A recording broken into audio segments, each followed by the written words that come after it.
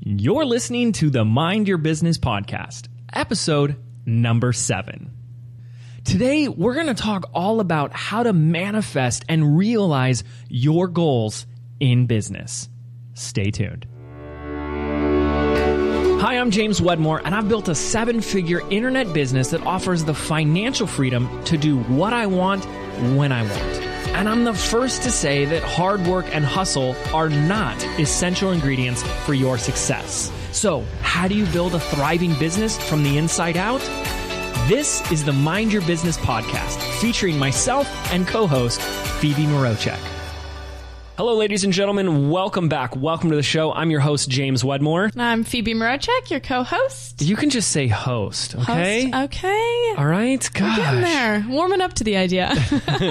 And in today's episode, we're talking about the 5 steps to manifesting your goals in business. Well, that always sounds fun, right? I can just close my eyes, wish $100,000, and then it just appears. This is awesome. Guys, here at the Mind Your Business podcast, we love to go off the deep end with the woo-woo stuff, like the crazy law of attraction, energy, visualization, manifesting. But we never really want to leave you hanging, off the deep end with that stuff 100% without counterbalancing it with what I call the left brain strategy and mechanical stuff. There's the quote of, we are spiritual beings having a human experience. And if we ended the sentence there, people go, yes, absolutely. But they forget the second half of it, which is that we live in a mechanical world. There's still laws in this world that, need to be taken into consideration. So, it's always fun and great to be like, yes, we're going to show you just how to manifest, not how to actually work for your goals. Just close your eyes and, there's like the movies like The Secret where they're just like, okay, red bicycle, there it is, yeah. Right? Now, here's the thing. We have had episodes on this, talked about the law of attraction, and that stuff can happen, right? But, you still got to take some action. You still got to put some effort into it. Good effort. It can be effortless, but it's like in what we call inspired action. And so we're going to talk about all that here today. Even if this just title sounds just too good to be true, we're talking about the 5 steps, but we each want to share a story of a time in which we have manifested our goals in business. And I'll let Phoebe begin. So my first one was last October of 2014, and I had just come off a first launch of about $3,300. Heyo. I mean, it was like Christmas all over again. And my second one, I didn't really know how it was going to go, but my first goal was just that I wanted it to be better than my first launch. And when I talked to Melissa, who's our project manager, she and I were going back and forth about our goals, and and she said, well, that's not a very good goal. Wait. So your first goal was, I just wanted to do better than the last. Right. One. Got it. Yep. And I was like, $3,500, that might be all right. And she's like, no. 36? Yeah. She's like, come up with a concrete number. And out of just kind of randomly, I said, you know what? I would love to make $10,000. And she goes, right. Well, there you go. When's your launch close? And I don't know, 3 weeks later or something. And I just had it in my head that I was going to make $10,000. There was really no reason for me to have ever made that much, or I had never made that much in my business at that time. So that's kind of, I'm setting the scene for that.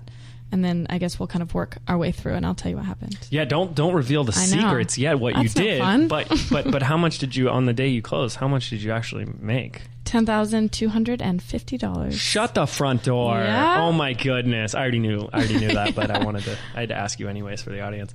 Okay, so my turn. So we've had lots of examples of using some of this magical manifesting in our goals, but I want to take you back to the very first time that I saw this, where I'm still very left brain, and I at this time was extremely skeptical. I just kind of opened to my mom and my sister sharing stuff like The Secret and Law of Attraction. I'm like, oh, come on, rolling my eyes.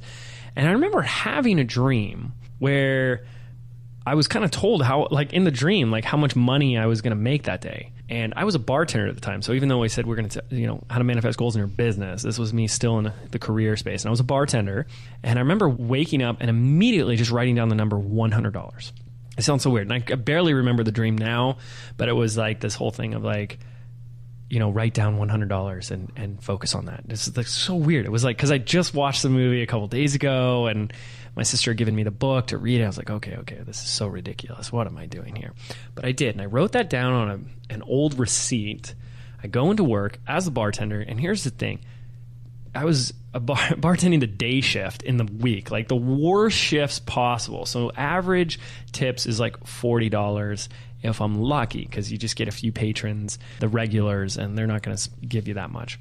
So, but I put this number down and I put it by the cash register so I could always see it every moment I could, and just kind of sat there and reminded me. But I also didn't really care.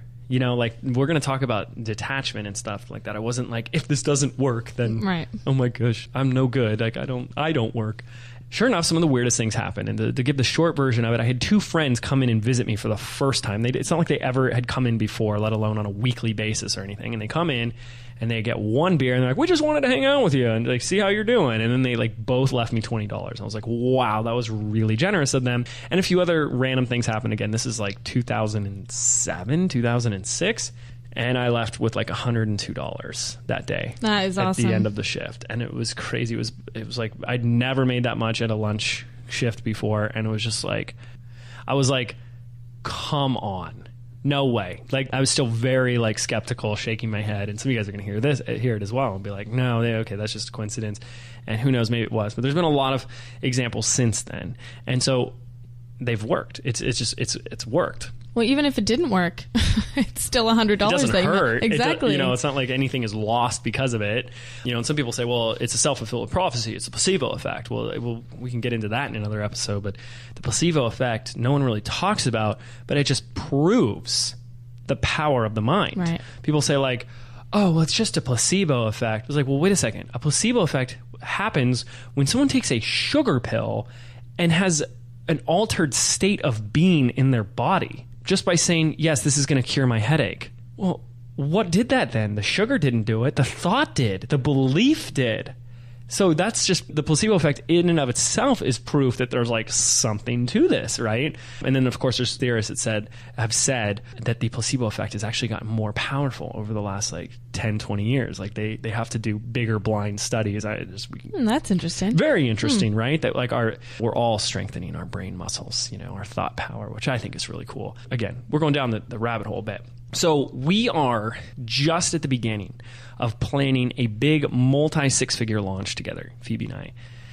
And we said, and we just set the goals, and we said, what a great episode to kind of talk to people about the, hey, we have squeeze pages and traffic and Facebook ads and funnels and upsells and, checkout pages, all the left brain strategic stuff, but we're doing all the magic behind the scenes. And we wanted to share the magic in this episode. 5 steps to manifest your goals in business and what we're doing to do that. So let's just go ahead and jump right into it right now. And then you know what? Here's the thing is we're putting ourselves on the line. We haven't done the launch yet. We'll let you know what our goals are and we'll see if we actually hit them.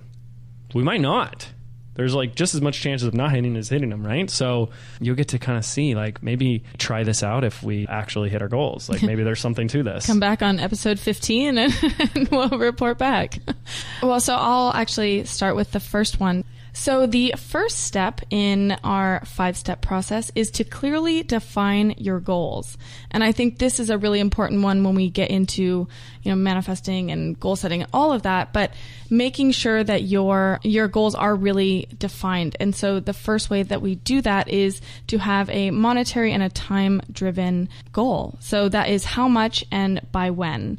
So in our 48-hour film school launch, we have which we just got out of the other day, our launch goal is to have a $400,000 launch by October 16th. So that's the goal. I mean, they're just like throwing that out there, which is like a little nerve-wracking at the same time. But that's it. That's our goal, $400,000 by whatever October 16th or whatever date Phoebe said. And boy, I feel like we could go so deep on the topic of goal setting. I mean, we were doing a workshop just the other day and people are like, how do you pick a number?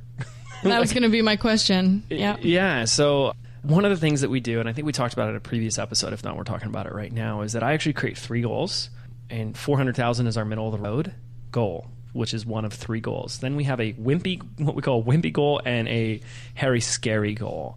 And I don't remember where I picked this up from, but I've just taken it and ran with it because I friggin' love it. So we have the low end goal, which is basically what is the least amount of revenue you want to generate? What is the number that if you hit any lower than this, you would pretty much just call yourself a failure? Like the bare minimum that you're going to make, okay? Because that kind of creates the bottom.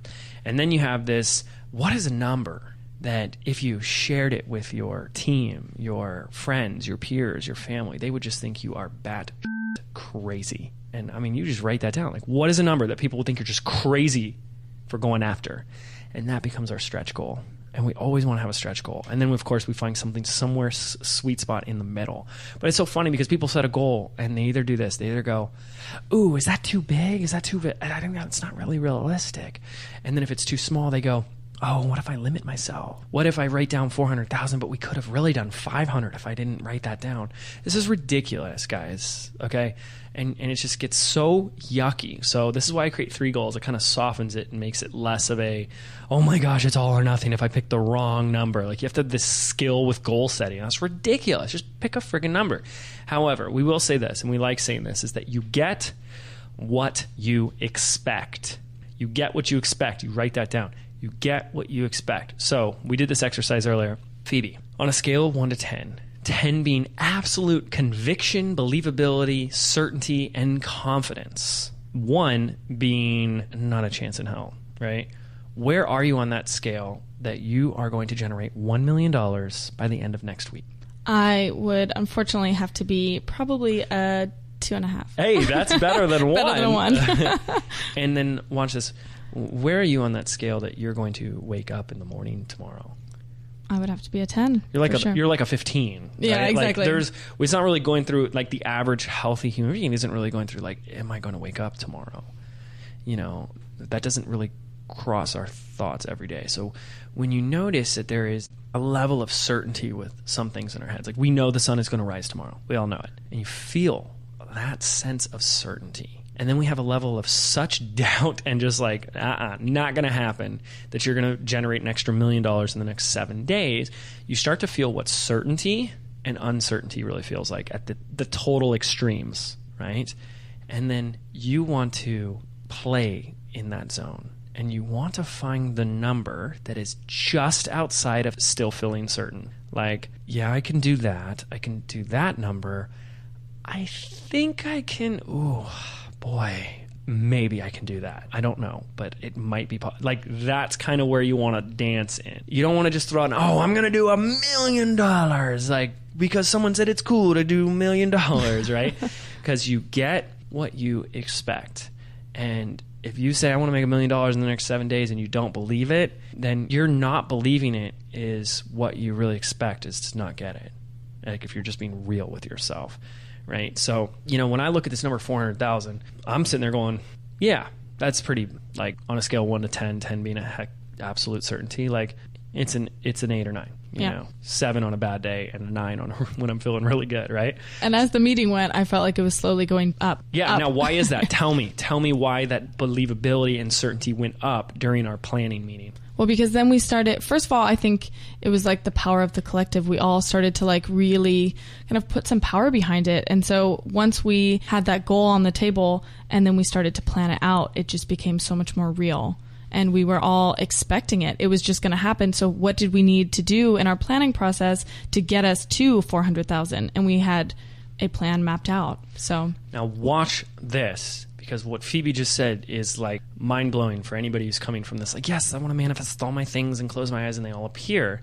The plan, which is about taking physical action, is what gave Phoebe the certainty, right. Which is why we do planning and create strategies.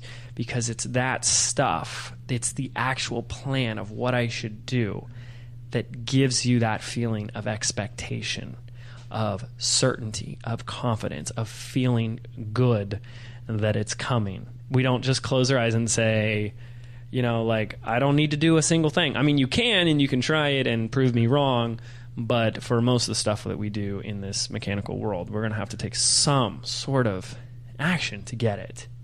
And notice how the action list that we created gave us more certainty. Now, if the reverse was happening, we'd need to do something differently. If Phoebe started going, okay, now that I know what the plan is, maybe 100,000, then we'd need to really recheck in, because the plan is there to give you more certainty, not less. So again, all we're doing right now is step number 1 is define your goals. How much and by when? It can be as simple as that. Now, here's another piece I want to add to this. Sometimes, for most people, well, every person has a relationship with money. Just like you have a relationship with your mother or your father, you have a relationship with money. And that is definitely a great topic for another episode. However, most people's relationship with their money is like their relationship with at least one of their parents, where it's not as good as it should be. And so to just have numbers all around, this is how much I'm going to make, is one thing. But when we can, what I say, remove the money, more magic is made possible. And so when I look at 400,000, I also want to look at what is that? How is that created? And for us, it's selling 1,000 copies of our program. And when I can start focusing on 1,000 units and 1,000 customers, it's made now a little bit more real, a little bit more tangible. And then I can actually remove myself even more from that, or remove that number even more, and say, well, in order to get those 1,000 customers, I need 20,000 leads. 20,000 people to go through our process. Now, we won't get into, well, how did he calculate that stuff? That's just based on previous metrics from previous launches that we just know those numbers are pretty generic, but they work most of the time. So now I'm just focusing on 20,000 people, but then I can go in and take it even further. And I can start looking at things like, well, if we're going to do Facebook ads and we can get leads for $2, that just means I have to spend $40,000 on Facebook ads. And now I've just created a simple action item that is very real, tangible, and easy to do. Spend $40,000 on Facebook ads during this launch. That's something I can do. So if you create a goal like call 10 people today, and you have 10 phone numbers and you just have to do it, it's a 1 or a 0. You either did it or you didn't. Spend $40,000 on Facebook ads. I either did it or I didn't.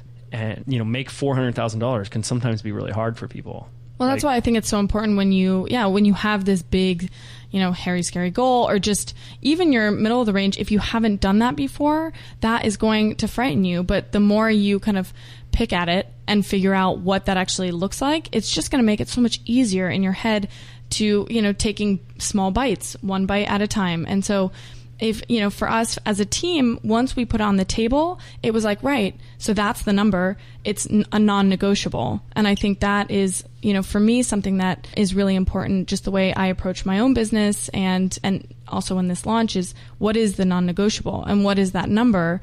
And then you can kind of work backwards and see and get a plan in place to achieve that. And we want to make sure you feel good about this number. Right? That's kind of the point we're doing here. If you don't feel good about it, back off. And lower it a little bit. It's not about let me kill myself in the process for this, okay?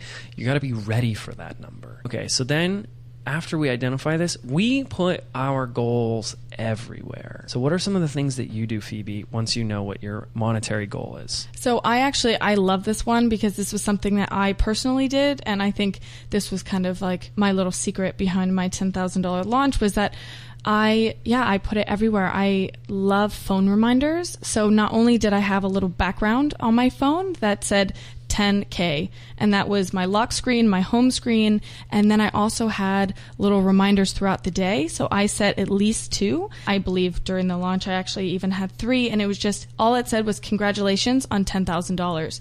And then another one was oh my gosh, you just hit, or you hit $10,000 in your launch. And for me, it was just such an amazing thing, because even though in my head I'm wow, who knows if this is going to work, but I'm just going to try it out. And I kept my phone next to me as I was working and doing my lead pages and setting up my Facebook ads and all of that, and it would just pop up on my phone, and it would just even make me smile. And for that moment I'm yes, I can do this. We're on, I'm on track. I'm heading in the right direction. And that's the work, ladies and gentlemen. You got to do the work. You got to take those action. You got to set up those, Facebook ads on your pages and all that type of stuff too. But the work is to be able to do that stuff, that mechanical world stuff, and still stay in that state of, yes, this is happening, of expectation of the result, that it's coming, okay? And we're going to go deeper with that in a moment. But there's a lot of other things that we do, not just reminders, but if you have a vision board, and it doesn't have to be perfect, it doesn't have to be made with magazines, because no one, buys magazines anymore, but to have some sort of place that when you look up, whether it's in the bathroom or your office or on your desk or a spare wall, bulletin board, whiteboard, is to have that number written down. I mean, I see it in 2 places right now. And I want to put it in more places as well. Just every time I can just be like, yes, that's what we're going for. And the more it's like having a relationship with it. Like you get to know the number, you get to feel comfortable with the number, it inspires you, it excites you, it reminds you, it resets. What am I doing? What am I doing this for? And what, and all the things you want to put into that about saying, what am I going to do when we're done with the launch? Maybe I'm going to go on a vacation, or I'm going to buy this special thing, or do whatever. And having that all bound up as part of it. And the funny thing for me is that while we'll talk a little bit about visualizations and all of that, but for me, when I put my goals out, I like to write it. And so I have to actually see it written. And something that I was doing during my launch at that point was I was writing it out every day. And I just said, I had my first $10,000 launch. I'm a $10,000 launcher, and just writing out in a million different ways. And for me, it was just that reassurance that was like, yes, I can do this. Because when in a launch or just in your business day to day, it can get a little ugly and things happen and emails come in or something, and it kind of throws you off a little bit. But just having that, if you are a visual person, having that picture somewhere, personally, again, as I said, I like to write it out, 2 to 3 times a day. And so that is a way that I like to kind of surround myself with my goals. And that present tense form really blends into our next action item, which is to be able to take that goal and create affirmations around it. Any affirmations that you want. And it has to be something that makes you feel good, that resonates with you, not something that is like, I say this, but I just don't believe it. So things like, like I am successful, or people want to learn from me, or people want to buy from me, or I am a $10,000 launcher, or whatever, and say it as if it is done. Say it as truth. Say it as you're already at the finish line. I have one right now that says, my live events sell out in minutes. And I love that one.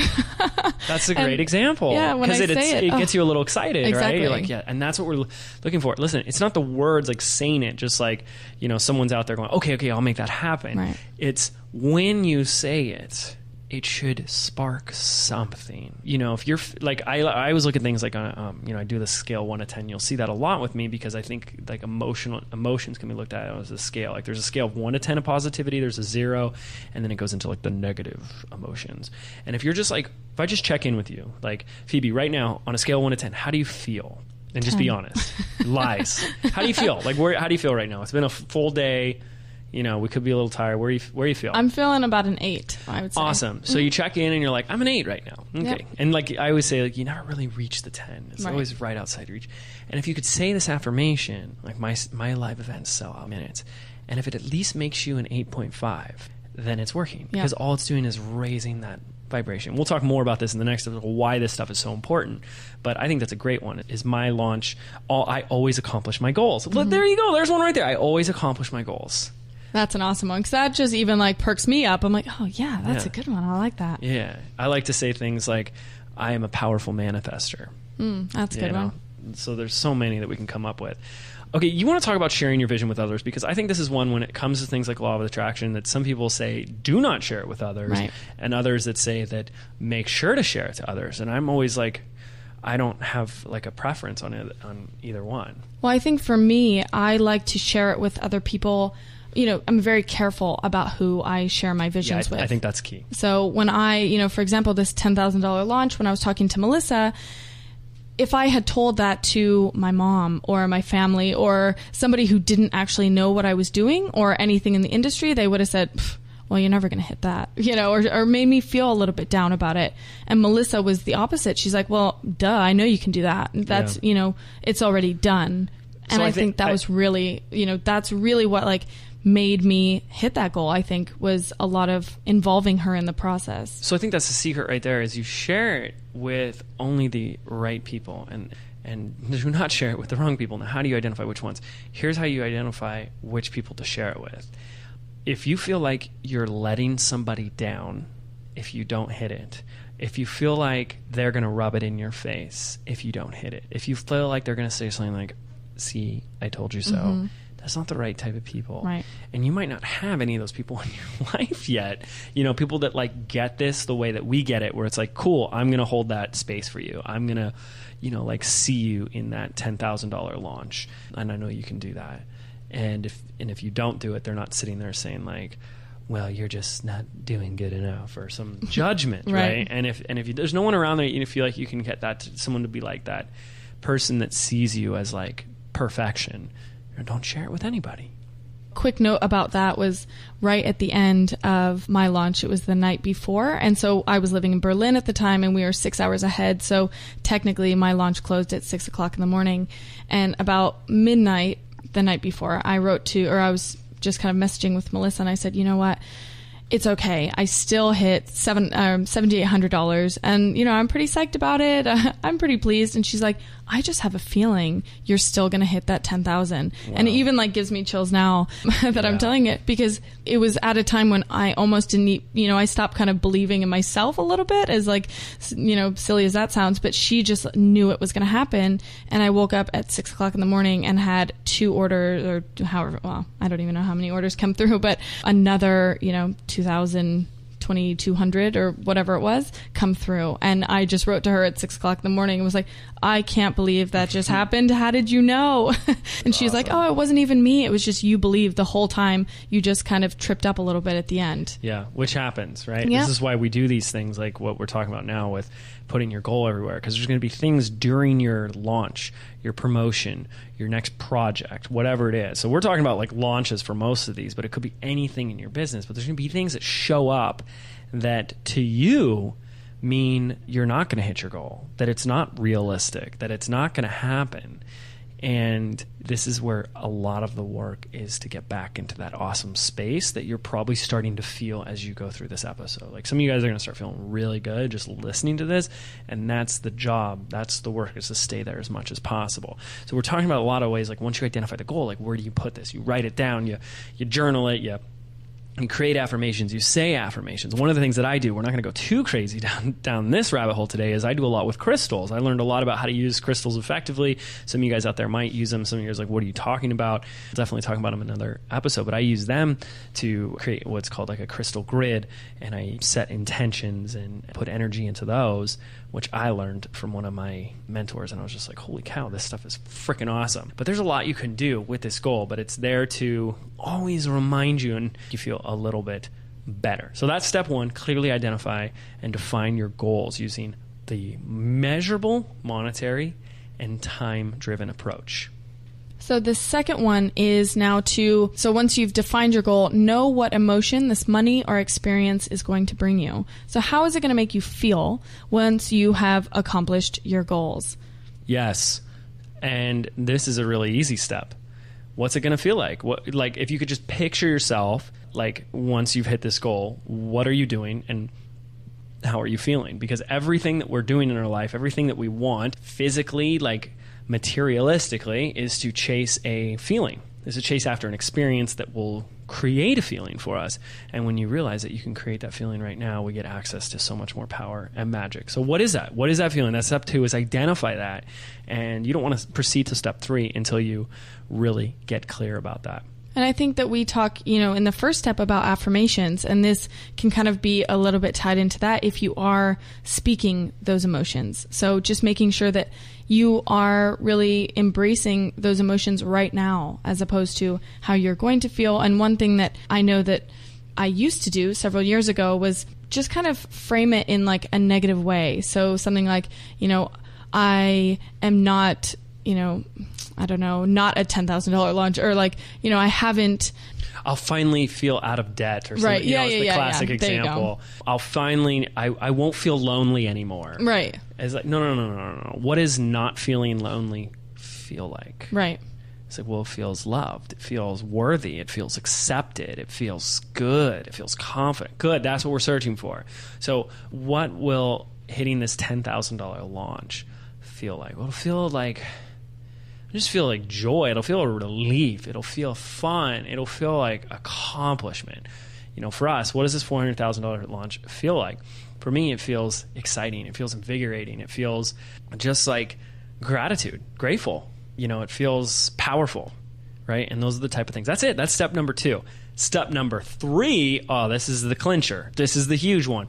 Feel those emotions now, okay? It's like the radio dial.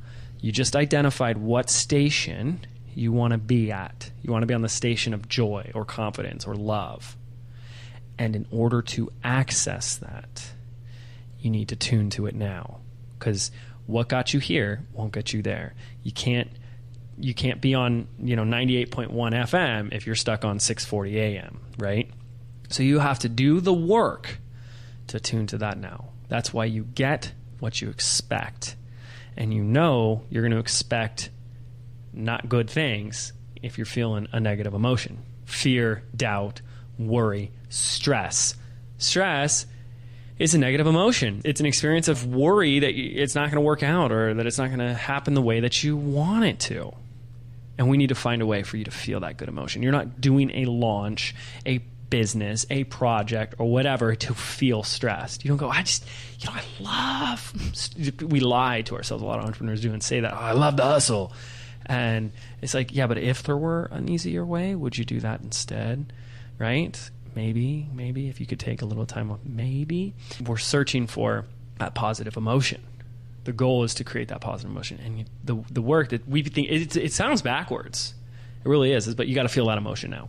Yeah, and I think for me personally, the way that I am able to do that is something that I've actually, I like to say that I feel I've perfected it in my own head because my visualizations are so incredibly clear. And the way that I did that is I learned actually when I was, 20 or 21, just how to improve your visualizations to include not, all five senses. So not just, how that, it's going to feel joyful, it's going to feel stressful and effortless and whatever, but it's also like, what does that actually look like for me? And what is that going to feel like when I look at my bank account and I have $10,000 more in my account? And what is that, where am I going to be when that happens? And am I going to be in my house, in my apartment? Like, what is that? What am I smelling? What am I like all these amazing things. And as a result of having those $10,000. So for me, visualizations are really, really powerful at trying to kind of feel that emotion right now. Yeah, because I think a lot of people are going to think, well, how do I feel that right now? Right. And I think visualization is one way to do it because you create it first in your imagination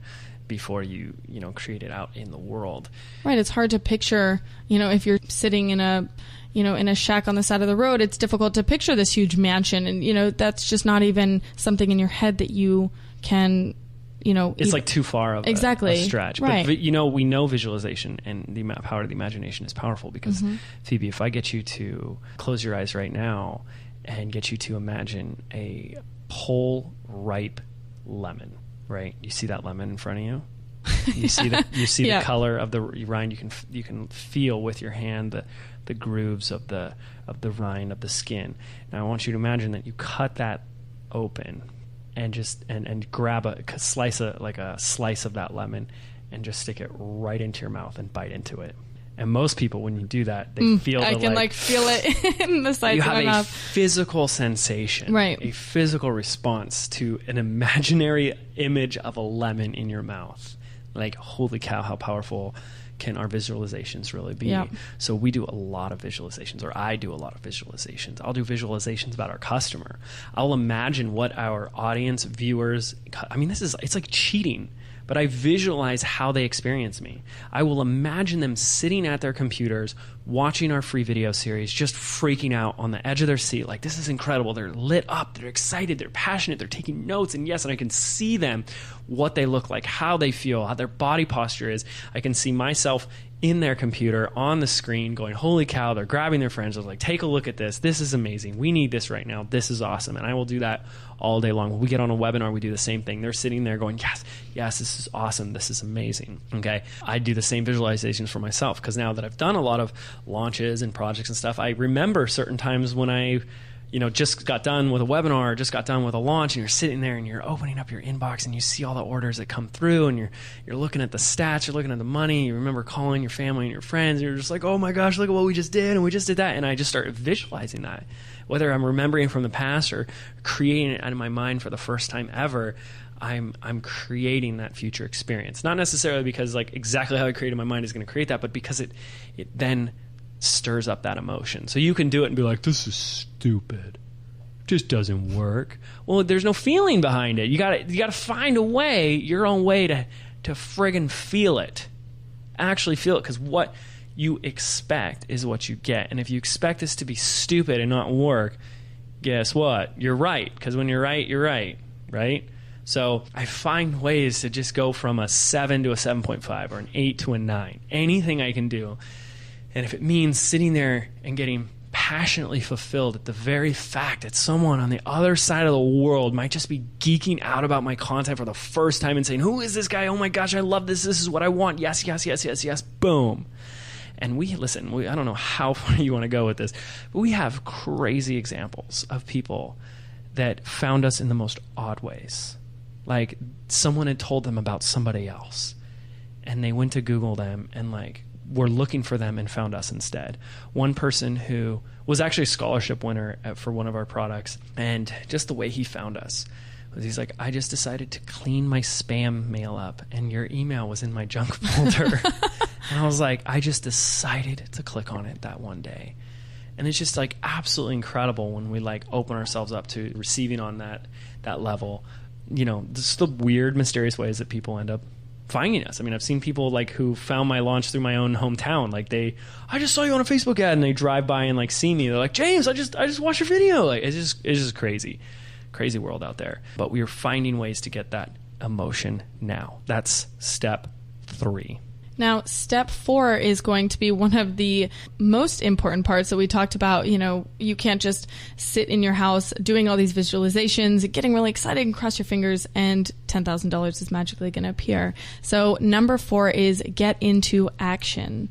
So we talk about inspired action, and change happens when we do take action. So making sure that once you have all of these things, like we talked about in our meeting, you know, we put $400,000 on the table, and then we started to map everything out. Well, if we just have a roadmap and we don't actually drive the car, we're never going to get anywhere. So get into inspired action. And I'm a big fan of the Abraham Hicks tapes. You can get their books, their audio books, and they got a ton of YouTube videos out there. And they always say the same darn thing, which is feel good and then.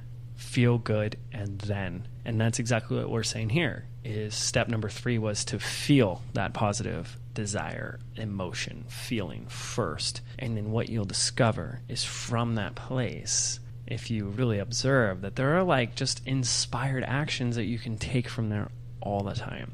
And I have a great example of this. During our launch for Local Video Academy, I forget what the original desire was, but I had a question that I kind of just put up there, you know, and this is a great example of how we just use all this magic in business of like, I wanted to do something different for the pre-launch, but I didn't know how it would look yet, and I didn't know what it would look like. But I was okay with the fact that I didn't know. So I just kind of like put it out there. I was like, you know, an answer's going to come to me. And a couple hours later, I get a phone call from somebody randomly, and they just like called me to tell me something they had done in their launch that was successful. Like I didn't ask for it. I wasn't like putting the feelers out. And they're just like, yeah, we did this thing where we did a series of just free content webinars before I opened the cart with no pitch on the webinar. We just did, and I was like, oh, that's interesting. Like normally people like do a webinar for 60 minutes and then they always make an offer. And she's like, no, I just did a webinar for like 45 minutes on a very specific topic. Then the next day I would do one on a different topic, and the next day on a different one. I was like, oh, that's cool. And like that night at dinner, I was like, wait, that's it. I'm going to do the same darn thing. And we did. Like, we didn't do the same content or whatever. We just took that unique strategy of like, what if we did, before we open the cart, we have 5 webinars teaching on very specific topics. And first of all, it was received with like incredible feedback. People are saying like, it was such a pattern interrupt. It was so different. It was so unique because everyone's like, here comes the pitch. Mm-hmm. And we're like, cool guys. So listen, we have a product available. It's not available yet, but if you're interested, just, like we'll let you know and blah, blah, blah. Like we just kind of ended these calls and like, we're here to answer any other questions you have, but that's it.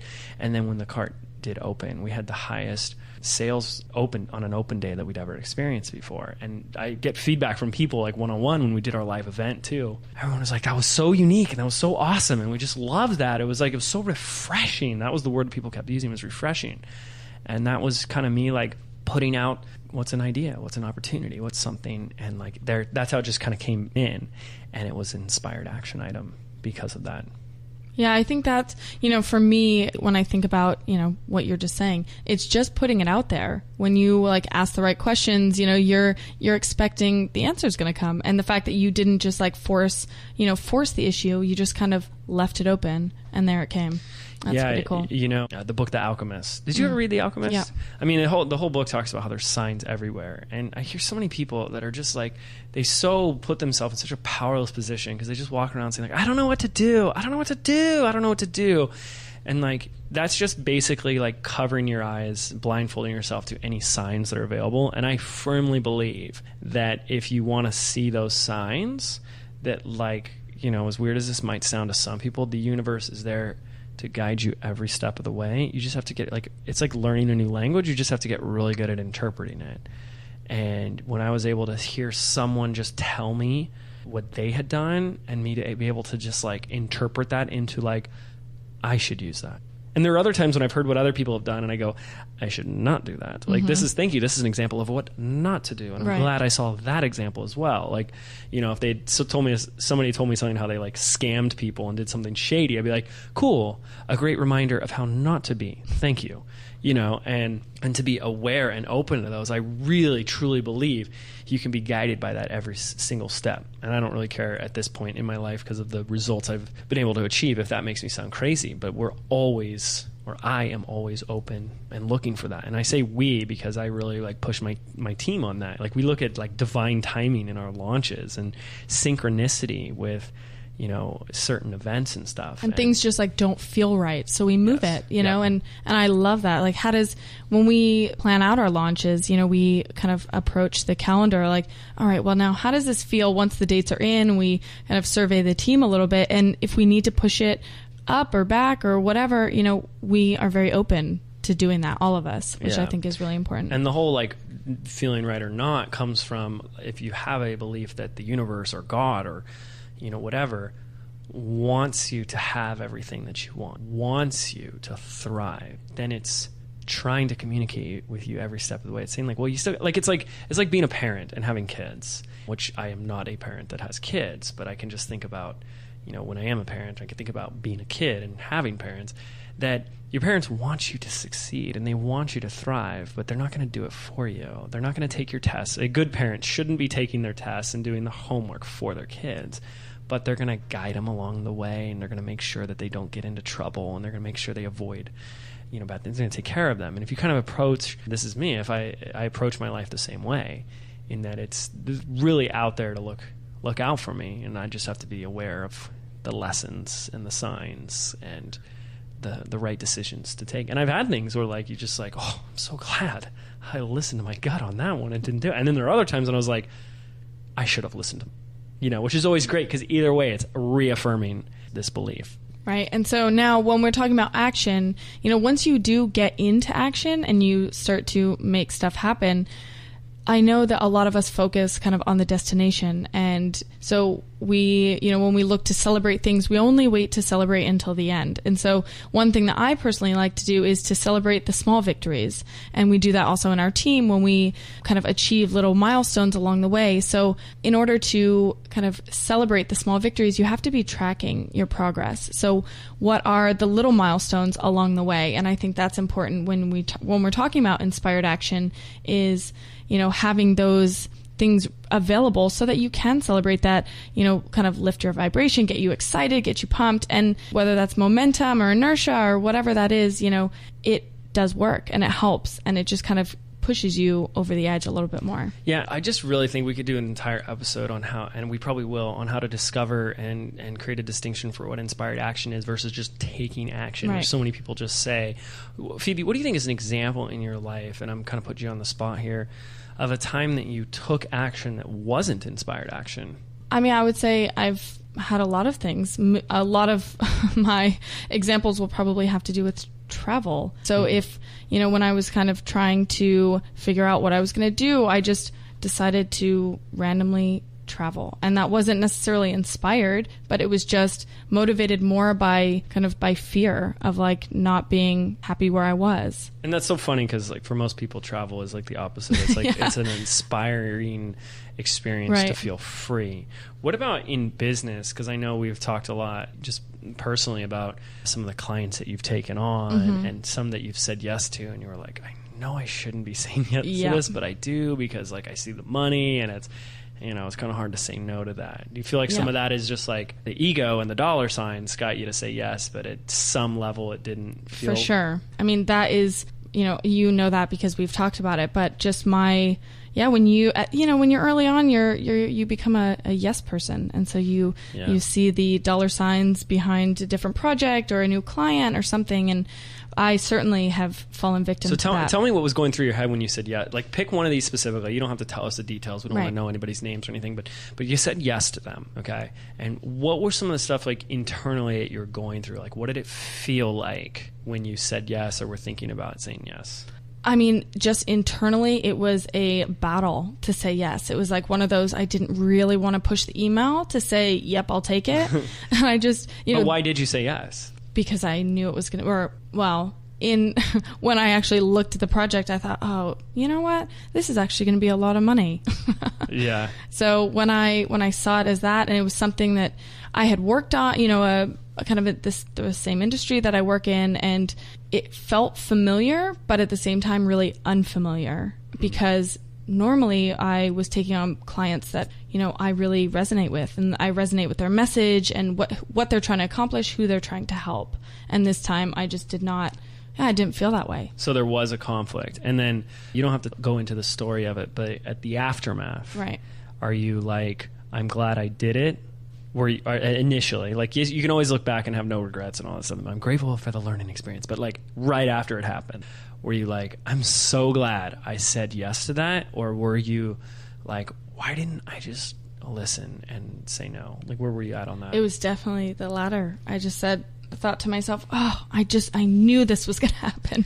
Yeah. Why didn't I just, listen to my gut? And then I would say probably 2 weeks later, maybe a week later, I was able to look back and say, you know what is the lesson from this? And I learned a lot from that entire experience, just that I do know what's best for me. I know what's best for my business, and I need to listen to those. So at that point, you did realize that there was a part of you that kind of had your back, and it was like, if you really tune into that, you'd be guided. Definitely. I mean, it's fascinating, and like, people are like, come on, like if the numbers are there and it adds up and blah, blah, blah. I hang out with a lot of left brain masculine business owners, and that's the only way they're going to do it. But then there's a lot of successful people, male and female, that are like, I always trust my gut when it comes to people, new business opportunities, etc. And this is a great example of that. So is there a time, really quickly, where of an experience in your life, in your business, let's just play with business for a little bit, where you're like, I'm so glad I did that? And made a mistake? No. Oh, no, like, good. No, it was a good thing. Like, you're like, that was a good choice. Yeah, I would say I've had several, actually. Let's do like Awesomeness Fest, right? So like, you came off of that and you're like, I loved it. So is that true? Yep. Right? You loved it. So take me to the moment where you had to make the decision. Of like whether to go. Yeah, how did you find out about it? So I had a girlfriend just randomly approach me and say, you should really go to this event. And I looked at it, and on the website it says it's a cross between Burning Man and TED Talks, which, I mean, the TED Talks part I was actually quite excited about, and I had never heard of it, which apparently many people had heard of at that point. And that was really, when I filled out my application, actually, the funny story is I was actually rejected the first one because I, but I just rushed through the application. I was in such a rush. She just said, hurry up, and they're accepting people right now, so just quickly go and do it. And the funny thing is, when I got the rejection letter, I looked at her and I said, I thought you said they were letting anybody in. Apparently not. My answers were terrible, but I went back and actually put some thought into it, and then got in a week later, and it was but where do you feel like in that process you made the decision, I want to be here? Was it before the application? Was it after you got accepted? Were you like, when was it a yes for you? I trusted the girl who was telling me, and she said, just where you are right now, you need to be there. Mm-hmm. And I said, you know what? I believe that, when you're open to things like that and a sign so visibly appears. And also I was seeing Facebook ads. I was like, you know what? It's everywhere. Yeah. So there was no conflict though. Right. You didn't feel that inner conflict. But isn't that fascinating? I know we drew this out, but like, look at this. It's like, here's this experience of where she had to make a decision. Do I work with this client? Yes or no? And there was a inner conflict there. And it turned out to be like, ugh, should have listened to my gut. And then there was an experience of like, should I go to this event? Yes. And it turned out, and it was like, hell yeah. Yeah. I mean, and there's, so countless experiences. I have stuff I've done and I was like, I know I shouldn't have done that. And I knew it from the get-go. So I think it's a muscle too. I think we get better and better at learning how to listen to that. Well, I think that's another one of our episodes that we're going to talk about is just how to fine tune that voice and how to actually listen to that gut, because there's so many things that get in the way, and your mind gets in the way, and all of a sudden you're like, well, why do I really, why am I thinking this? So when you actually understand, that it's your gut and that you should listen to it and when to listen to it, that's when powerful things happen. Absolutely. So let's get into the fifth and final step to actually manifesting your goals in business, in life, or whatever else that you've created a goal for. And this, I think, becomes the most important step. I think they're all very important, but this is really about allowing and receiving, okay? And that's to let go and trust. It's the power of believing. It's that whole thing of what expecting is. You get what you expect. Expectation is just a level of absolute certainty in your faith. And if you don't feel it, if you don't really believe, if you're kind of wavering and going back and forth, you're going to really struggle here. And the other thing about this, not just trusting, but is in letting go. And a lot of the let go is really meaning creating detachment.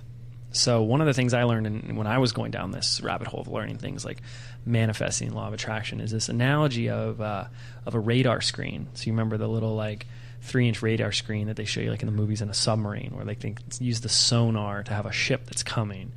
And so what we do is we create the desire, I want to do this $100,000 launch, or this, I want this new car, or whatever. And we're looking on how we're going to get it in basically a 3-inch radar screen. And what I want you to do is to expand the radar screen, because you think it's going to come in this little area that you've created, and it can come out of friggin' nowhere.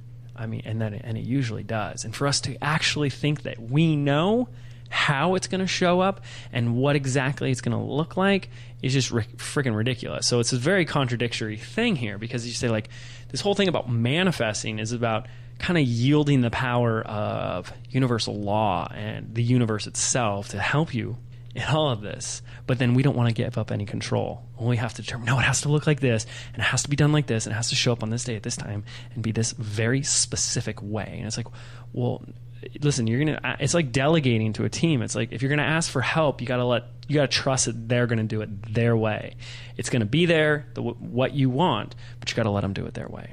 And it's the same thing with the universe. There has to be a little bit of trust and detachment. So one example I have from working with a coaching client is they were in the middle of one of their product launches, and they weren't where they wanted to be. They weren't at the number that they wanted to be. And I was like, well, give up. They hadn't gotten the number so far. Not enough people are attending my webinars and stuff like that. And I said, give up thinking that it has to come from this webinar.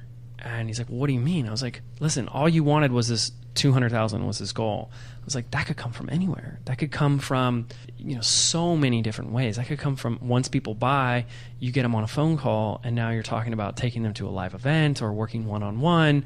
It could be calling people that attended your webinar and didn't sign up and having a free strategy call with them, and then pitching them on the phone. And he's like, oh, it can come from so many ways, but we get so fixated and attached. It's got to look this way.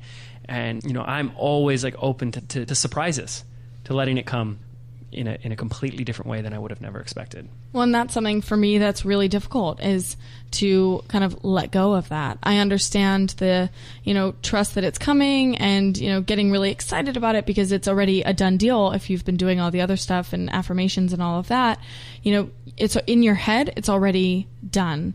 So for me to actually, not expect that it's going to look in the same way that I think it should look, I find very challenging, actually. Yeah, because it's about it's like a free fall, because you got to just trust that, and you fall, there's going to be a net there to catch you. Leap and the net will appear, is the old Zen saying. But there's another great analogy that I love using, and it's that your job is to really, for those people who celebrated Christmas or even just your birthday as a kid or whatever major holiday, is you can remember what it was like as it got closer and closer to Christmas Day. And you knew Christmas was coming, right? You knew it was around the corner. You didn't try and rush Christmas. I mean, you did, right? You figured out how if you could like, oh, if I go to bed sooner, like, it'll be here sooner, right? But you didn't get upset that it was not Christmas Day yet. Like, you weren't trying to like, make it happen sooner. You knew, hey, it's in 3 days, it's in 2 days, it's in 1 day. And what were you doing the whole time? You were just so excited. You were in this total anticipation of, I can't wait till it's here. It almost is. I'm really excited. There was the surprise element of, I don't know what I'm getting. It could be anything, but I'm open to receiving it. And that's where we want to leave you with step 5, is to let go and trust that it's coming. Every year, as Christmas got closer and you were a kid, you just let go and knew it was coming. You didn't even trust that Christmas was coming. For most people, the average person, like, you just knew, like, Christmas is right around the corner. I know on Christmas morning there's going to be freaking presents for me, and it's going to be awesome, and I'm excited. So that's it. That should be a really easy step. So let's, we went really long with this one, and just because I love it, and we're in the middle of it. We're doing this ourselves right now. This is actual practice that we do, and I've kind of, we've created a hodgepodge of things I've learned in books and talking to other entrepreneurs and the things they do, and we just kind of, what I call is stacking the deck, like putting all this stuff together and just giving as much ammo and firepower to what it is you want to create. And so we kind of just said, okay, well, let's just put it into 5 little action items. So let's just go ahead and recap them for you now. So step number 1 is to clearly define your goals. So we talked about the how much and by when, and the 3, the wimpy, middle of the road, and hairy, scary goal. And then number 2 is know what emotion this money or experience is going to bring you. So how is that going to make you feel when you accomplish your goals? Number 3 is to feel it now and be who you need to be now. So we talked about visualizations of you, your customer, and act as if it has already happened. And number 4 is to get into action. And we talked about inspired action and celebrating the small victories as you move along and are taking action. And number 5 is to let go and trust it's coming, just like James on Christmas Eve. Like even today, not just a little yeah, kid. Exactly. And then I want to leave you with one little fun affirmation. When you create your goals and your intentions and what you're doing, is I always end it, kind of like seal it with this, is it is done, show me. Powerful. I love that. Just commanding the universe, it's done, show me. And that's where you need to stand in that place of that creates that feeling of trust. It's done, show me. So that's it for this episode. You guys, 5 steps to manifesting your goals in business, in life, in health, career, relationships, or whatever else you're up to in the world. I'm James Wedmore. I'm Phoebe Mroczek. And we'll see you all next time. Are you frustrated that no matter how hard you hustle, no matter how much you get done in a day, you still feel like you have little results to show for it? Do you feel like you're doing everything right, but there's still something missing? Well, what if there was an easier way? What if your business could be fun, effortless, and profitable? Phoebe and I have put together a free audio MP3 for you, compiling the 77 business affirmations for creating success from the inside out. And we want to give it to you absolutely free. This is your chance to rewire your brain for bigger results in your life and your business. To get instant access absolutely free, simply visit 77affirmations.com. That's the number 77affirmations.com.